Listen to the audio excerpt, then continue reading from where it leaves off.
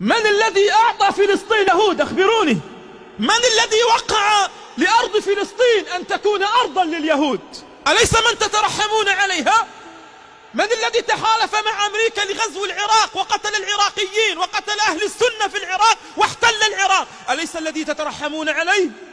من الذي تحالف مع بوتين ومع روسيا لقتل المسلمين في إدلب وفي سوريا؟ أليس من تترحمون عليه؟ أين ذهبت عزتكم؟ ماتت؟ إذا لم يكن عندكم دين وإسلام فليكن عندكم نخوة. بل لا بكاء عليهم.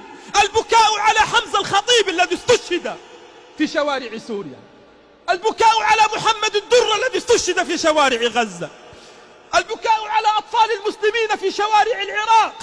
هؤلاء الذين يبكي عليهم. نحن قوم أعزنا الله بالإسلام، فإن ابتغينا غير الإسلام دينا أدلنا الله.